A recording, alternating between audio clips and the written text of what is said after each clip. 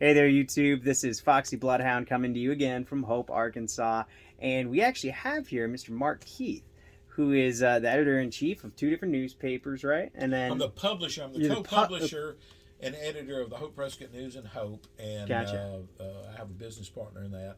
And then I own outright and the publisher of the Little River Journal in nearby Little River County, Arkansas, Yeah. Ashdown, if you will, Ashdown, Foreman, Alene, Winthrop, all those places over there. So, All right, well, let's flip it around. okay, All right. all right. Now they're saying flip it back. Flip it back. I'll stop. So we were just talking and having a conversation about hope. Mm-hmm. And there's a lot of things to know about hope. But I think the thing that I took away from it most is that people see each other as equals in this town. And they don't let fame or fortune get to their heads. They're very down to earth. That's what I took from hope. There is that's what I think. There was an interest. I know when I came to town, there was a real interest in people that in other communities I would not have probably gotten to know. The people that had money and had businesses here were very interested in you, very interested in newcomers to the town, and they were just very welcoming, and you built relationships here, and I think that's very important. And I mean, there's a lot of famous people that have come out of it, two in particular in recent political history.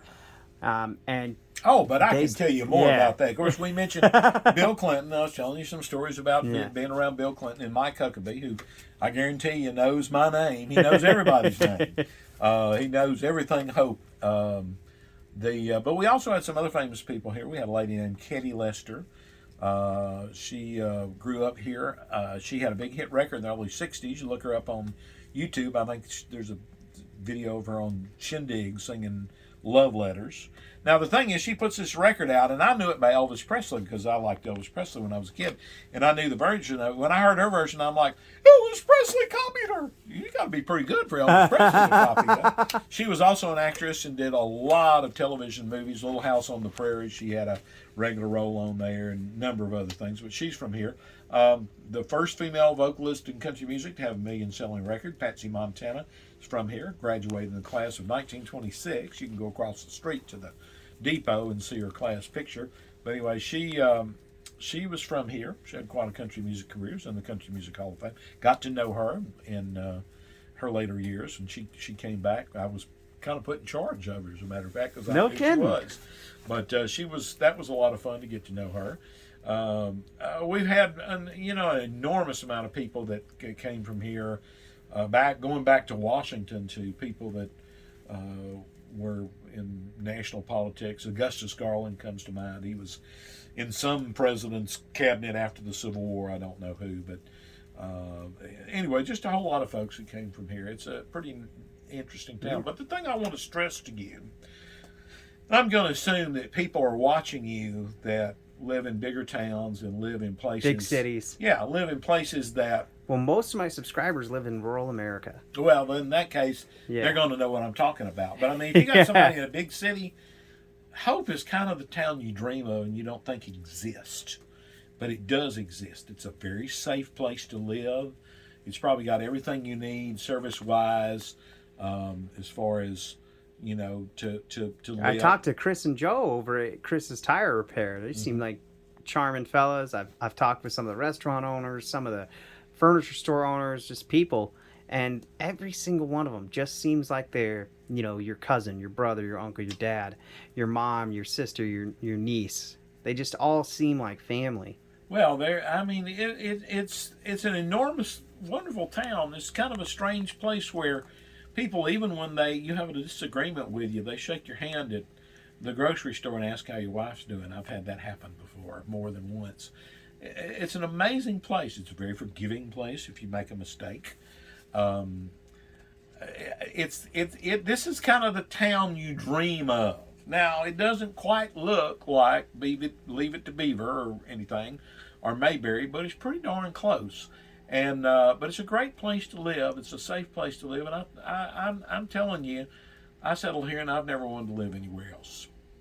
Now, I'm gonna ask you about the origins. I already asked you this once off camera, but every single business owner I talk to tells me about the Watermelon Festival. So for people at home, do you want to tell us a little bit about that? How it got started and where it is today? Um, just across the alley from where we are, there was a drugstore that operated from the Maybe 30 feet 1800s. away. Yeah, well, not 30, but 100 feet away, 150 feet away. There was a drugstore that operated from the 1880s to 1968, John S. Gibson Drug. Mr. Gibson, after World War One, in World War One, or right after, started a contest for big watermelons here. The watermelons here were good because of the sandy soil around here. Sandy is real good for watermelons. Now, I can't tell you the technical aspect of that, but the soil we have grows really good watermelons. So they started growing big ones. I guess the first really noteworthy one was a 195 pounder that was grown in the mid 30s, and they sent it to Dick Powell, who was an Arkansan from Mountain View that was a movie star, and he died in the early 60s, but was a big star in movies and television and records too. He sang, and they sent that off, and then in the mid 70s, no, late 70s, the Bright family, Ivan and Lloyd Bright, were the first people to break the 200-pound mark in watermelons, and so they had a world record there. They had another world record. Their Lloyd's sons grew one in the mid 80s, and then I want to say around 2009, Lloyd grew another world record, 268.8 pounds. I happened to be there on the day they picked that. That was an interesting day, and what gets me is the day Lloyd told me about that. He came over and told me about it and said, we're going to go pick it Saturday. You want to come? I sure do. And he said, okay, but let's go eat lunch. I mean, here he is, has this great Hope history, and you want to go to the Western Sizzling? Yes, sir, we did. I could hardly eat. I was so excited that day. But anyway, we did go pick it, and I never will forget Lloyd and his father was able to be there that day, and it was a very interesting day in the history of Hope. We got to see a lot of neat things. The charm of this town is President just outstanding. And I always say that we've got something for everybody. If you're a Democrat, we've got Clinton. If you're a Republican, we got Mike Huckabee. It's a very agreeable town, I think. But there's a lot of harmony here, and a very diverse population gets along extremely well. I'm very proud of that. You know, you told me earlier that you guys had a big landmark in the civil rights movement. You guys actually opened up the first pool for 100 miles or something like that? Something like that. Was, about 1960, 61, there was a pool built back in the days of segregation for African Americans, and it was, I believe, that it's been told me, and my friend Roscoe Smith, I was there whenever they put a marker up. There's a marker at it out at the Northside Park. But I want to say that it was the only pool between Little Rock and Dallas that was for African Americans. So this town, even back in the day, back in the day, when civil rights were something that were hotly contested, you guys were making leaps and bounds in that effort. Quietly. We weren't out there, they weren't out there advertising it. But it was just the culture of the town. I've had more than one of the African American leaders tell me that the leaders in our town kept the dialogue open, kept areas of communication open, and ways that they hadn't seen in other places. Ways that you didn't see a lot of other places. It's the first time I heard it. There was a gentleman named Mr. Yerger, Professor Yerger, if you will. The school's named after him, and also the African American school is named after him. Our middle school's named after him now. And his grandson came to town, and I went out to cover it for the radio station. And the grandson was telling these kids about how different Hope was, about how within the realm of the times that existed, of the communication between the white leadership and the African American leadership, and it stunned me. I wish I had a tape of it now. I wish I had saved it. But then several other folks who are friends of mine, live other places, that have achieved other things, have told me the same thing. It's like everybody, a place else, it wasn't perfect, but there was a whole lot more effort put into making sure that yeah, people's voices got heard and there were facilities for everybody in this town. I'm quite proud of that. I had that's nothing to do phenomenal. with it, but I'm proud of it. Yeah. Well, I mean, it's the heritage of your town, Hmm. and it says a lot about the character of the people that are here now because they carry on that legacy. They There, I do. think that civility. There's a civility in this town that I've never seen anywhere else, and it's. I just think it's rather amazing. I watched people on the city board. I'm going to give you an example. Most towns, the city board or city council, we have city manager, form of government. A lot of times, to get on the agenda is like pulling teeth. Well, around here at the end of the city board meeting, they have citizens' requests. Anybody can stand up and say anything, and I've watched many a time somebody stand up and chew on somebody about flooding in their yard or something that may not be all that big, and chew on them. And I watched the mayor, whoever it was, Dennis Ramsey, Steve Montgomery. I watched those guys thank that person that came and talked to the city board about their problem, their issue. That's a civility you don't see everywhere. You don't see that. Tough to come by. And I mean, just a testament to the culture of the town. You told me earlier that it's happened many times before. Someone homeless will see the word hope on an interstate exit, or something tragic like Katrina will happen, and you get this influx of people that are homeless. And there's so much opportunity here. A lot of them end up, moving on, but there's a chunk that stay and they work and they build their life here. Well, there are folks that have come back. Exactly. We have something called Hope in Action. Now, please don't rush us. We don't want to overtax Hope in Action, but there are a lot of folks that have come to town and started out at Hope in Action and moved on to self-sufficiency. And we've had a homeless shelter, food pantry, dating back to the mid '80s. So I think for small town Arkansas, we were pretty progressive in that matter. You guys have just done a lot of stuff just because of. I mean, Walter Cronkite famously said that politics is downstream from culture, and I think that this town it encapsulates that very clearly and very accurately, because the culture of this town is to be receptive and to be open to criticism and to be open to other ways of thinking and other walks of life, and that culture translates into policy type stuff that really helps the community, because you guys understand each other and you talk to each other, and you're not talking over this gap that everyone else in the country seems to be talking over. You're just talking person to person, neighbor to neighbor. Well, and maybe that's it. I blame a good bit of the polarization in this country. I blame it on talk radio, and I never, while I did a talk program, it was local stuff, and it was interviewing the mayor and the city board, and we didn't attack anybody. But after I went off, who was it? Glenn Beck used to come on. I just roll my eyes. But the because there's nothing I want you to understand. I don't care what your political beliefs are. I don't care if you're conservative. I don't care if you're liberal. That's your business. If you arrive upon that by a thoughtful thoughtful consideration, reading a variety of sources, etc. But unfortunately, now people just scream at each other, and I'm afraid that talk radio has made that. They've made it acceptable to scream at people, and as a result, our country is suffering from it. And I'm sorry to see that. Well, there's a good element of technology that's been contributing to that. So what happens is to drive engagement, right? To keep people looking at their screen longer, there are two things that you can do. You can give them community support, people that agree with what they think, and then you can give them someone to hate.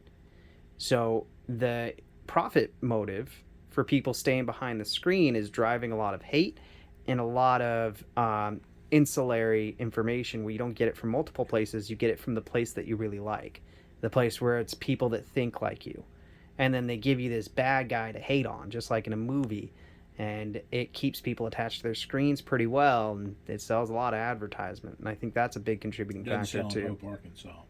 Yeah, it doesn't. I noticed that when I'm walking around town, people don't look down and stare at their phones when they're walking. We do enough of that. We do enough of that, certainly, but But No, we. yeah, when I walk around in a city, everyone's got their head down, they're looking at the phone or they're looking at the store they're about to enter, and that's about it. Here, people walk around, they talk to each other, they're cordial in stores, people call each other by their first name, and it's just friendly. And people It don't really is. have their phone out that much. Well, we do. We all live on our phones now. But I'll tell you a little story. I went to graduate school one time for 2 weeks in Louisiana. I won't mention the town because it's not. I certainly don't want to knock them.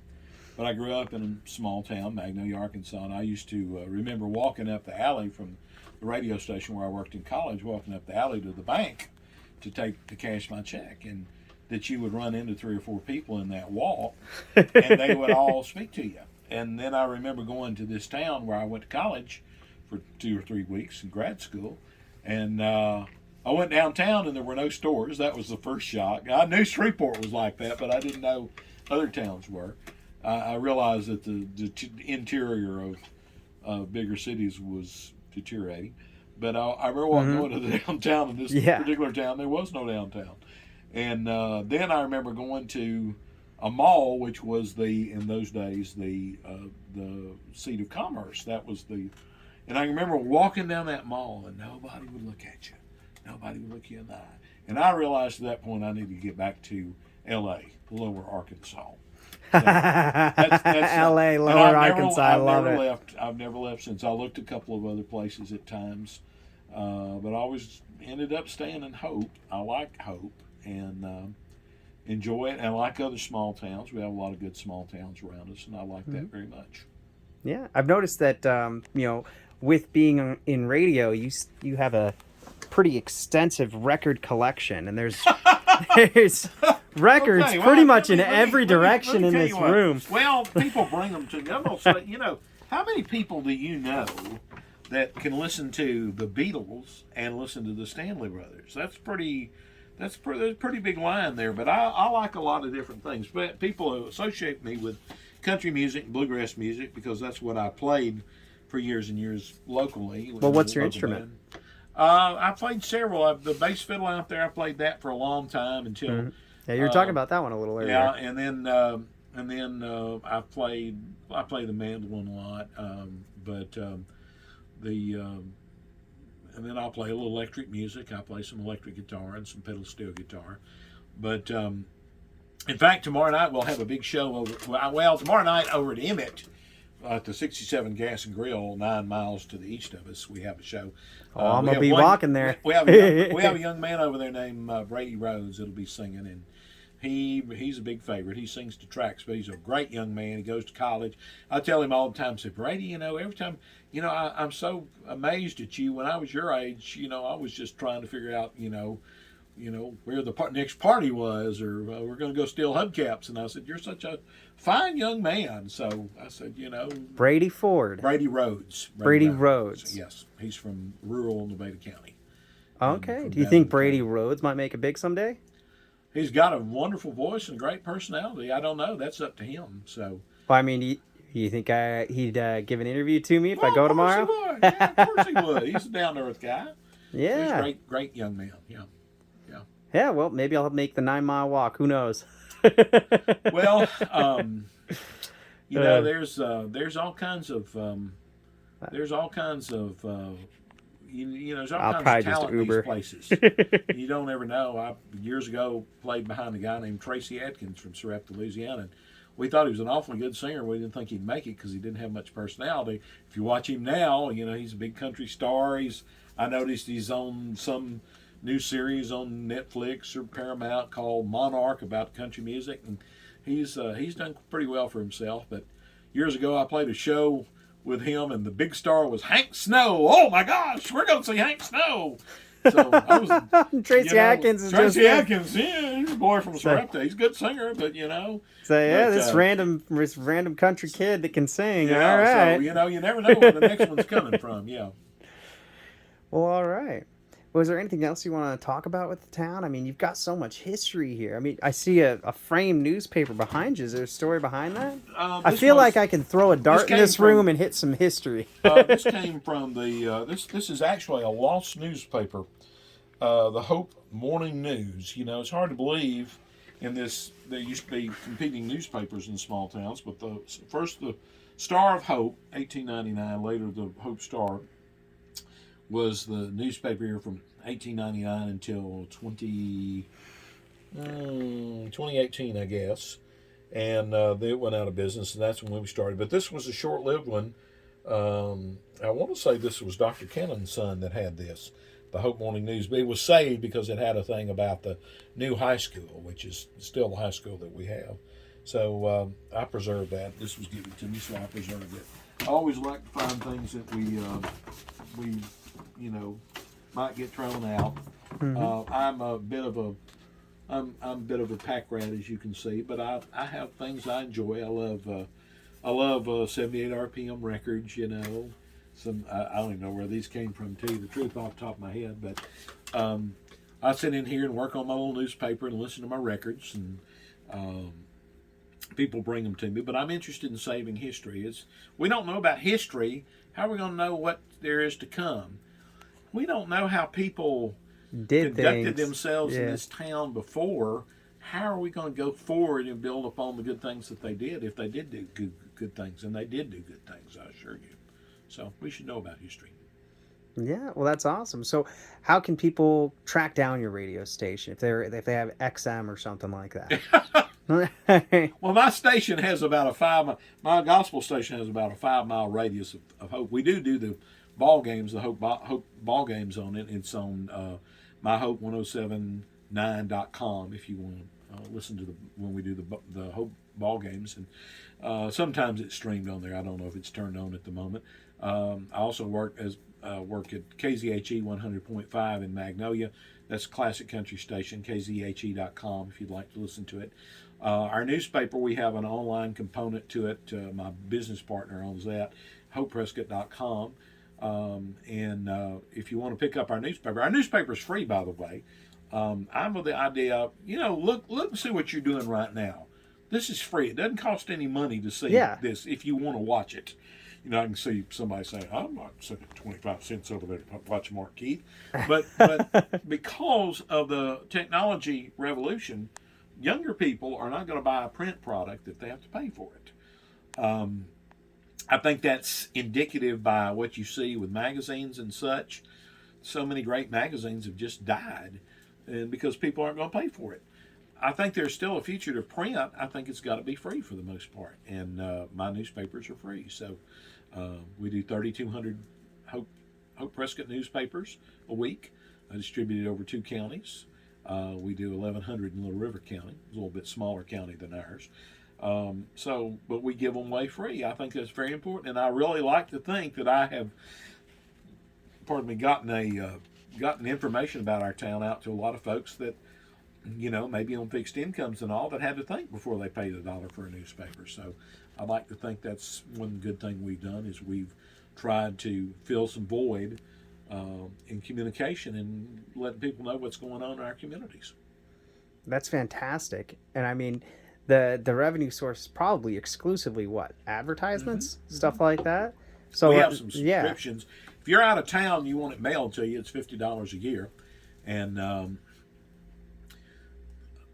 we lost money on that. We've gotten to too much of a hurry. We lost money on it. We can't mail it out first class for that. It took us a while to get us a mailing permit. We finally did it, so we didn't lose money on that.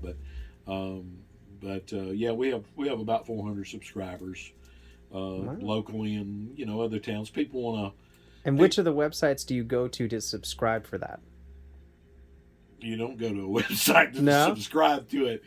There's a little thing. There's a little piece of paper in the paper that you cut out and send us $50 with. But if you should be interested in subscribing to the Hope Prescott News, you can send us $50 to P.O. Box 1543, Hope, Arkansas 71802, and we'll be glad to put you on our subscription list, or you can call me at 870-826-6737.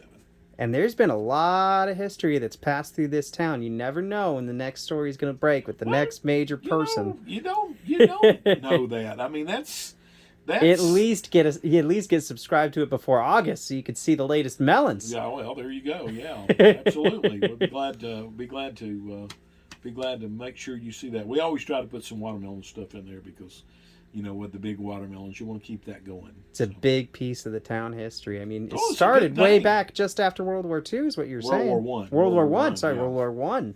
Um, It's been tradition for well, 100 years. it's a pretty neat thing to have a farm product associated with your community and something that brings such happiness. Watermelons, from the That's young. classic American summer. It is, and when I was a kid, I think about my dad. We all lived in the country, and my dad gardened. I didn't. So if I ever retire, I'd like to grow tomatoes. I love tomatoes, but my dad would, say, "Let's go split a watermelon," and so take it out on the picnic table and eat it. I dearly like watermelons. Good for you too.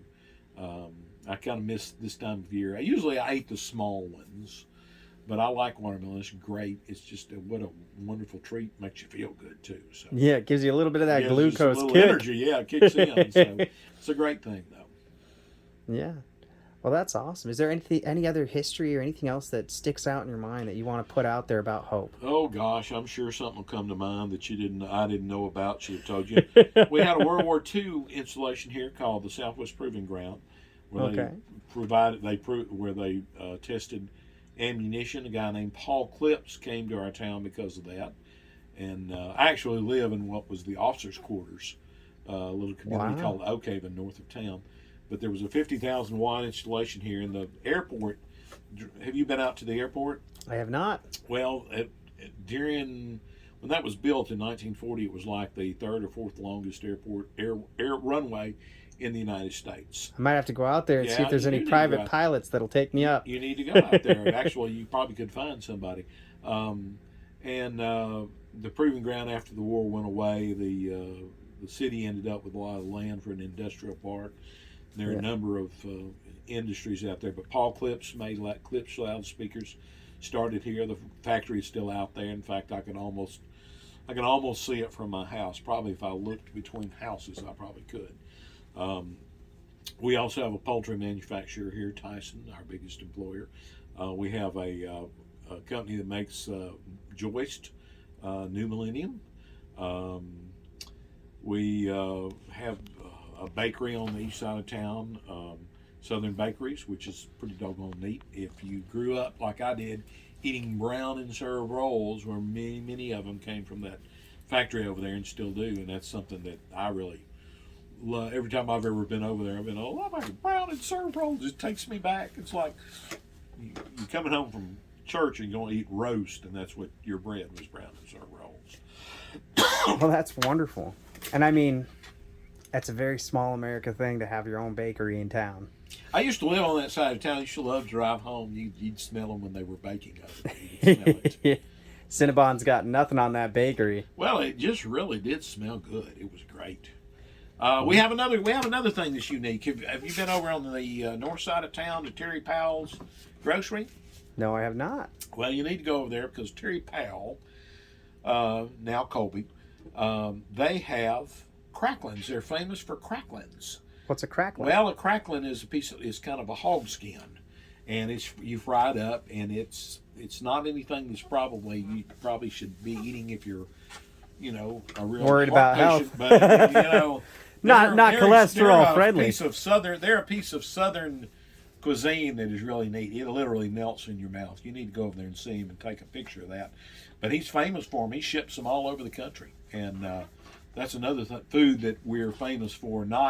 That's almost like underground. People that know. That's the local. I know about the cracklins, but I mean, I know a lot of people get off the interstate just to go over to Terry Powell's and get a thing of cracklins. I always try to take people over there whenever we have visitors into town that I can show them around and let them do that. So. And you were saying there was some history with this town around the Civil War time. Can you tell us a little Not bit in about Hope, that? but in Washington. Washington, 9 miles north of us, is now a state park, and it was a pioneer town. It was founded in the 1820s, I guess. It predates Arkansas being a state, and the state capital. I mean, the first courthouse up there was that's still there. It was built in, I want to say, 36, 1840, somewhere in there.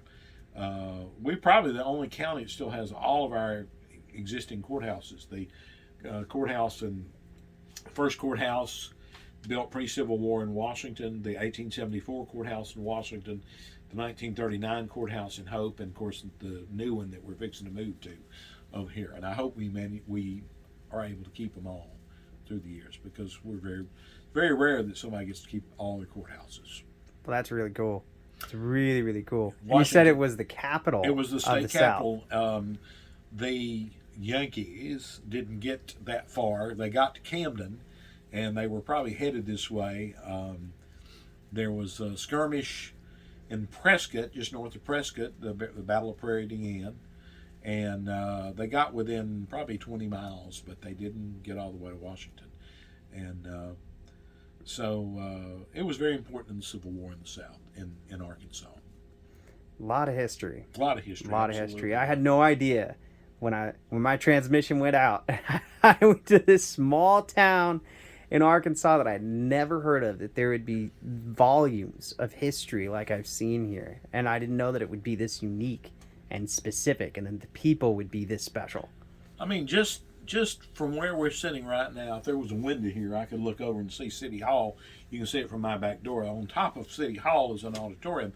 Elvis Presley played there in 1955. And go over to the depot, there's a picture of him on stage. And then he played down at the Fair Park later that year. Where the bank is, over here, Bancorp South, Yeah. their parking lot between the bank and the railroad, that was where the Sanger Theater sat. And I've heard Roy Orbison played there, was passing through and stopped there and played. Gotcha. And I know a little bit more about that. The rumor is Elvis Presley carved his initials in a booth at the Oaks Cafe out on Highway 67 West, and that they were so mad they threw the table out. So, and there's pictures of Elvis here in Hope at a house, visiting some local folks, and so he actually corresponded with at least two ladies that I knew of, and they knew him. It's kind of a neat deal. People were very protective of Elvis Presley through here, and I'll give you an example. I won't mention the man's name, he's gone now, but he told me one day some television guy came to town to do something on the auditorium over there, and we were getting people that had been seeing folks. My friend, the fire chief, Joe Don Webb, had seen Bill Monroe and the Bluegrass Boys over there, and then they were talking about Elvis Presley playing over there, and a friend of mine told me later that Elvis played, I want to say in Camden, the night after one of his shows over here. And so my friend said that they went to see Elvis in Camden, and they did that, and they hung around for a while, watched him after the show, and when they got ready to leave, they left, and supposedly, now this is just something somebody said. Local rumor. But anyway, this man that told me was a person of, if he told me someone you hold in high regard. Yeah, if he told me the dinosaurs were back, I would be calling Fred Flintstone. So, anyway, he said we left that night, and we left, and our near the auditorium was a service station, and he said Elvis Presley was smooching with Wanda Jackson, who was a country star. And I said, why didn't you tell that on camera? He said, I don't want to embarrass these people. I said, you're not embarrassing anybody. Wanda Jackson was beautiful. I mean, she's probably made a little cottage industry off talking about smooching Elvis Presley. You need to know it. So, oh no, I don't want to embarrass anybody. It's not embarrassing them. I thought that was so funny. There's such a regard for people here. Yeah. So, well, it's pretty incredible. Well, all right, man. I mean, this has been phenomenal. I mean, I've gotten such a good, clean insight into the history of the town and what it means to be from Hope, Arkansas. Any last words of wisdom for people out there to kind of follow your lead and be a little bit more open, maybe a little bit classy, or whatever it is? Just be civil. Just be civil. Just be nice to people. Be. They say in the Bible, pray for those who despitefully use you. I'm not going to advocate that you have to do that if you don't want to, although I do tell people to do that. But just be nice to folks. Just because folks don't agree with you, that's okay. That's not a big deal. We don't all agree, but we all respect each other. That's a very big thing around here. If you're looking for a great town to come to, Hope, Arkansas would love to have you. Come see us. All right. Well, you heard it here. A lot of culture, a lot of family, a lot of really strong moral character coming out of this town. If there's anywhere else you guys want me to go or anything else you want me to do, go ahead and leave it in that comment section down below, and feel free to subscribe to follow the journey.